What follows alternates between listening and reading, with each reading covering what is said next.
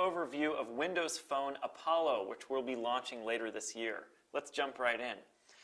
We'd say Windows Phone Apollo is mostly defined by two big things with four supporting cast feature areas.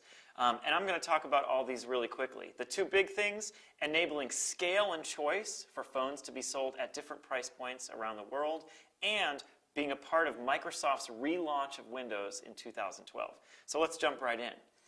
In scale and choice, I think you folks are probably pretty familiar with what we're doing already. We're adding higher-end processors and support for dual core, moving to 4 screen resolutions, enabling removable micro SD. In general, you all are doing a portfolio that's broader, and we're working with you to enable that breadth.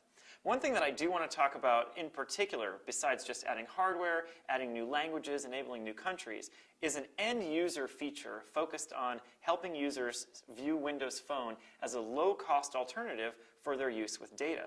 So let me jump in and describe our new feature called Data Smart. The idea behind Data Smart in Windows Phone is to ensure that Windows Phone helps you get the most out of your data plan.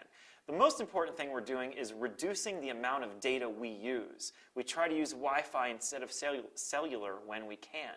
We make your browsing of the web and use of third-party apps much more efficient via a browser proxy service that will be operating in the cloud that compresses all web traffic, getting us about a 30% benefit in the amount of traffic used whenever you're browsing the web. We think that's a big deal, and it's going to help people save money on their data plans.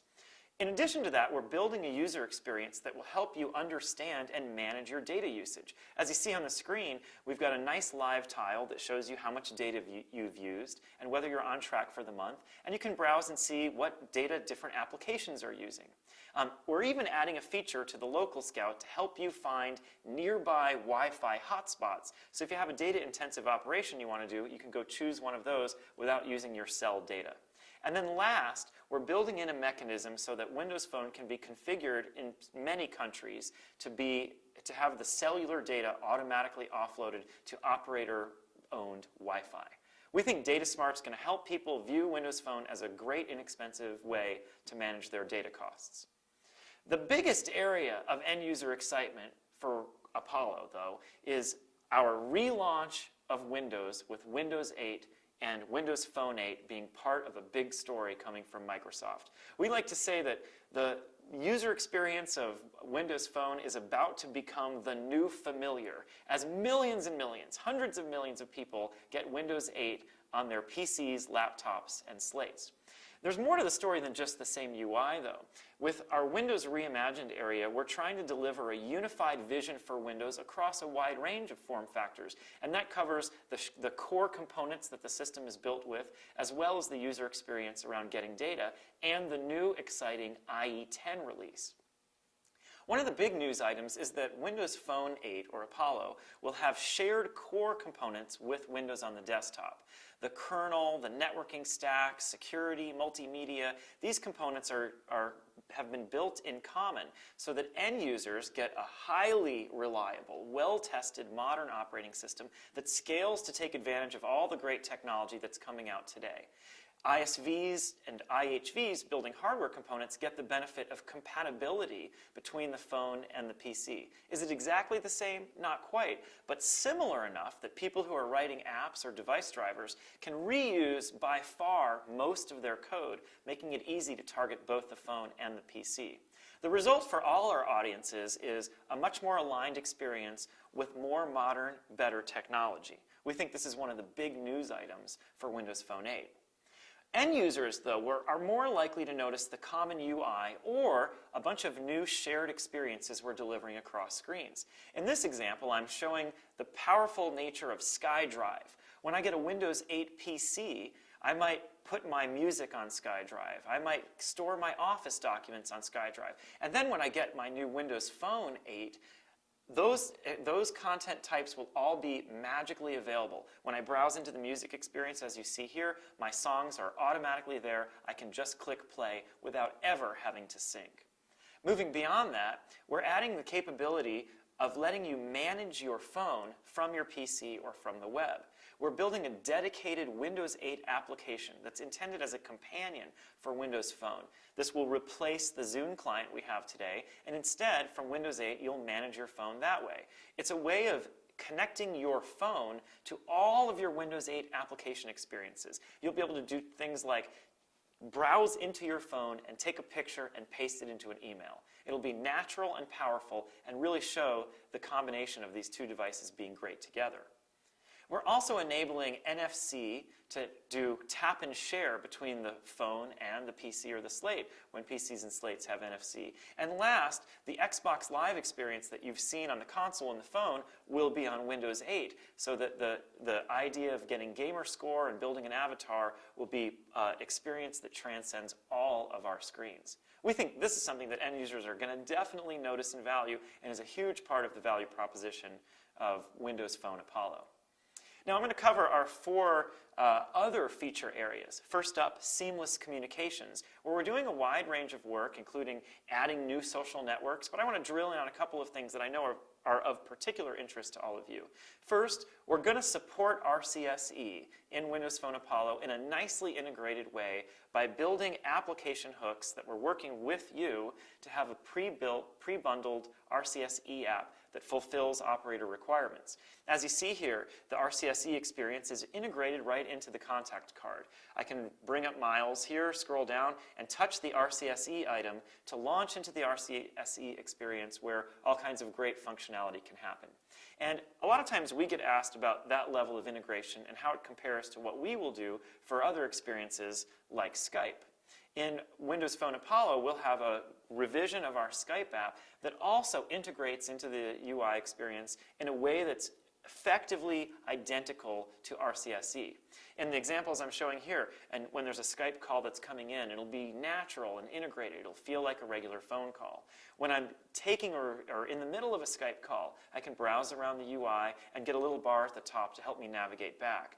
And as you saw earlier with RCSE, if I go into a contact card, I have the ability to initiate a Skype call right there, exactly next to where the RCSE item is. So we think that'll be valuable to end users and is part of a broader operator-friendly story, enabling RCSE in a way that's equivalent to our integration of Skype. Next up, we have an area where we've tried to ensure that Apollo lights up the world around you. And I'm not going to go through all the great things we're doing in Bing, Local Scout. Instead, I want to give you focused information about two other areas. So let's first take a look at NFC and Wallet. We're building a wallet experience to Windows Phone Apollo and offering great operator flexibility as part of that. The wallet experience can be branded and programmed by the mobile operator, and we're making sure that our experience can work either with secure element on the operator-controlled UICC on the SIM, or with a secure element on the device itself. And we've been collaborating with Nokia on this and with mobile operators to ensure it's something that they'll find compelling. NFC does enable simple sharing as well, like I mentioned already, between the phone and the PC, but the wallet and payment experience is one that we're particularly investing in to be great and to work well with operators. Also in this area is the camera. And this is a terrific place where we've had collaboration between Microsoft and Nokia to make sure our combined experience is world-class. We'll build a basic camera that has some great new features, but the thing I'm most excited about is our new Lens app support. Think of a Lens app as an integrated app that plugs into the camera experience. You push the camera button, you can choose a Lens app, and then your viewfinder is changed and filled with value. Later on, as you browse through your pictures, if you took one with a Lens app, that's noted in the UI, and you can touch a button to re-engage the Lens app and do amazing things. The possibilities for this technology with the hardware work that you all are doing are mind-blowing. They're fantastic. You can imagine a lens that tries to capture a smile, but then later on lets you go back and adjust to the exact right frame of that smile. There's tons of creative work that I know you all are doing. We're excited to be partnering with you, and we think this will be a big part of the Windows 8 story. And lenses enable you, and our camera experiences enable you also to share those photos in the same kinds of ways that you've seen in Windows Phone in the past. Two more areas. We've tried to improve the application platform in Windows Phone 8 so it continues to be a smarter way to app than our competitors. We're adding app-to-app communication. We're enabling native code apps to be supported on Windows Phone. That means higher-powered games and an easy port between Windows Phone, iOS, Android, and even Windows 8. But the thing I want to show you is the focus that we're putting into the marketplace. We're enabling our marketplace to be available basically in every country around the world where phones are sold. We expect to have over 100,000 apps when Apollo launches, and we're doing a really cool thing on the back end by using our Bing technology to drive the marketplace's ability to return users with lists of interesting apps. As you see here in the screenshot shown, we're going to surface up great lists like top free apps, apps for you, new and refined apps. And these app lists are generated not only by long-term marketplace activity, but real-time data, like whether apps are crashing in higher frequency on phones in the real world. Our Bing backend technology makes these app lists personalized and smart, and we think this will be a great differentiator for us and drive end users to get more apps. Last area, Apollo is built for business.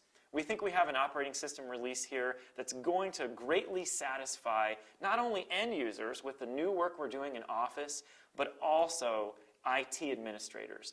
This release adds support for BitLocker encryption, which is shipped on millions and millions of PCs, and IT administrators are familiar with it. BitLocker encryption will be on by default, so every Windows Phone device will be secure and protected. This release also enables device manageability and true line of business apps that can be deployed in and managed inside a corporation's own firewall. So those are all the areas that we're doing work in Apollo. We think this is a big, exciting release. We're thrilled with the collaborative work we've done with Nokia. We think the scale and choice is going to get Windows phones and Nokia phones out there to way more people. We think Windows Reimagined makes it part of a big, exciting launch, and the 4 support areas offer features that will appeal to particular users and improve customer satisfaction across the board. Thanks very much for your time, and we're excited to be working with you.